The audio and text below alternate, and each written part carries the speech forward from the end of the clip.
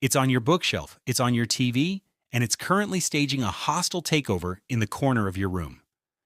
Yes, we are talking about dust, but if you think it's just tiny bits of dirt blowing in from the outside, you are in for a massive shock. Today, we are breaking down the exact, bizarre ingredients of household dust.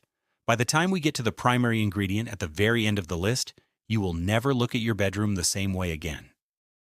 If you were to analyze a scoop of typical indoor dust, you'd find a chaotic cocktail of the entire world around you. Let's start with the outdoor invaders, which typically make up about 40% to 50% of the total pile. This consists of heavy tracking from soil on your shoes, microscopic plant pollen, and fungal spores floating through the air. Next up, making up roughly 10% to 15%, is lint and clothing fibers. Every time you walk across a carpet, sit on a couch, or throw on a sweater, thousands of microscopic textile fragments break off and join the airborne soup. Then there is pet dander. If you have a dog or a cat, their dried skin flakes and fur can easily account for another 10% to 20% of the total volume, floating around and settling on every available surface. And, my personal favorite, microscopic space dust. Tens of thousands of tons of cosmic debris enter Earth's atmosphere every year, meaning a tiny fraction of a percent of that gray fuzz on your nightstand actually originated in deep space. But that only accounts for half the pile.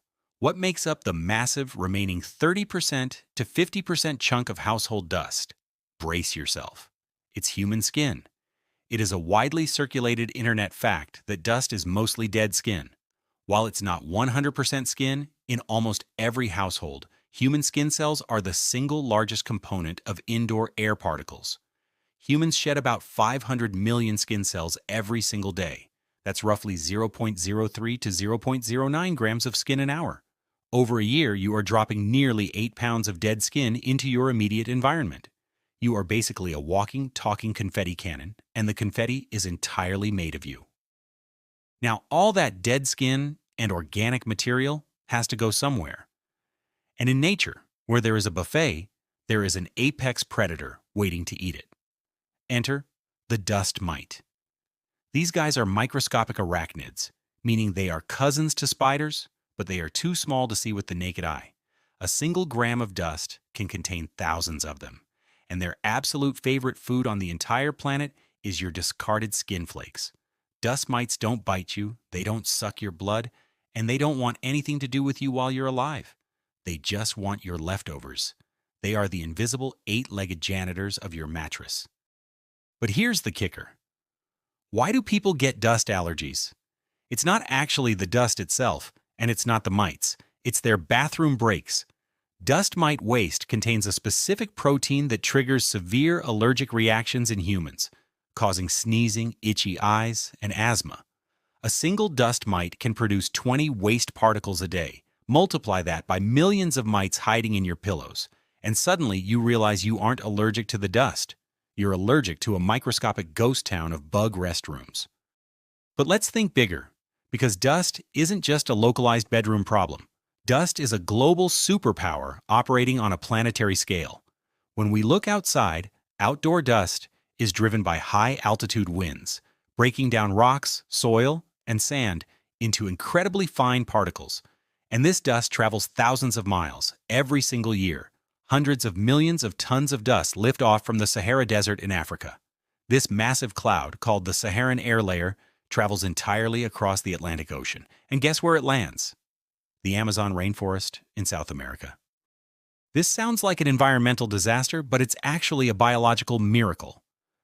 Saharan dust is incredibly loaded with nutrients, specifically phosphorus. The trees and plants in the Amazon rely heavily on this African desert dust to grow. Without the dust blowing across the ocean, the world's largest rainforest wouldn't be nearly as lush, vibrant, or capable of producing the oxygen we breathe. Dust literally connects continents, regulates the planet's temperature by reflecting sunlight back into space, and acts as the catalyst that allows clouds to form in the sky. Dust is a chaotic mixture of outdoor soil, clothing fibers, space debris, and a massive portion of your own shed skin, all hosting a microscopic bug party. It's an essential fertilizer for the planet, a weather maker, and a historical record of everything that happens in your house. The next time you see a sunbeam shining through your window, illuminating thousands of tiny, floating specks of dust dancing through the air, think about that beautiful, cosmic ballet of your own dead cells, space rocks, and rainforest food. Your mattress is a non-stop dust mite buffet, which is why people are constantly cleaning. Drop a comment below with the weirdest place you've ever found a massive dust bunny, and hit that subscribe button for more mind-blowing science breakdowns.